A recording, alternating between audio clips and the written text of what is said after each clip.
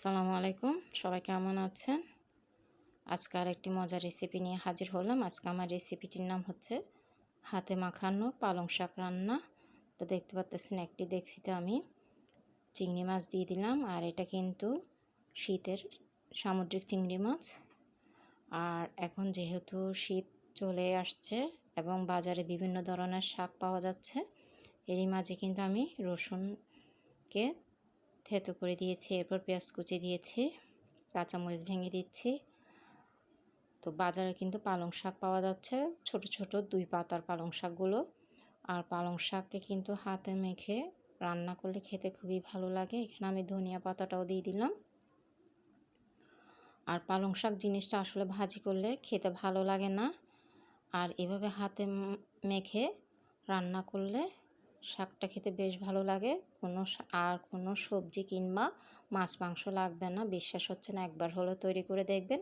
এরই মাঝে কিন্তু আমি স্বাদ মতো লবণটাও দিয়ে দিলাম, হলুদের গুঁড়া দিলাম এবং মরিচের গুঁড়াটা দিয়ে দিলাম। আর মরিচের গুঁড়াটা দেখতে পাচ্ছেন আমি একটু বেশি করে দিয়েছি, খুবই মজাদার।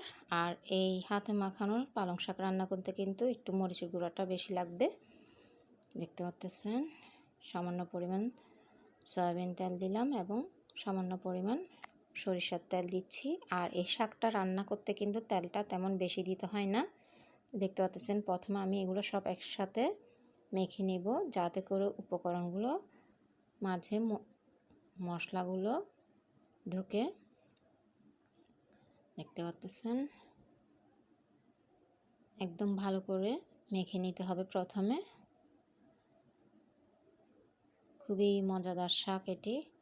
আর মরিচটা একটু বেশি দেওয়ার কারণ হচ্ছে, আমরা সবাই জানি পালং শাকে প্রচুর আয়রন থাকে, এই কারণেই অনেকেই কিন্তু পালং শাক খেতে চান না, সেই জন্যই মরিচের পরিমাণটা একটু বাড়িয়ে দিলাম। এরপর পানি দিয়ে দেখতে পাচ্ছেন আমি চুলাতে বসিয়ে দিলাম।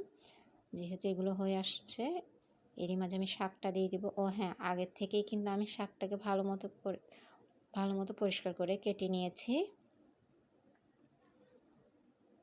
আর এই মরিচটা দেওয়ার কারণে কিন্তু পালং শাক খেতে আর আয়রন, যেটা আমরা কষ বলে থাকি খাওয়ার সময়, ওটা লাগবে না। প্রচুর আয়রনে ভরপুর এই শাক। দেখতে পাচ্ছেন আমি শাকগুলো দিয়ে দিলাম এবং নেড়ে দিচ্ছি আস্তে আস্তে।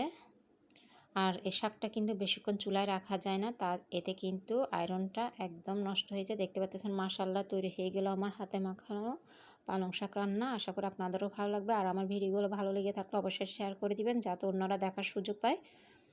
দেখতে পাচ্ছেন এইভাবেই রাখতে হবে রান্নাটাকে। তো আজ এতটুকু দেখার জন্য সবাইকে ধন্যবাদ।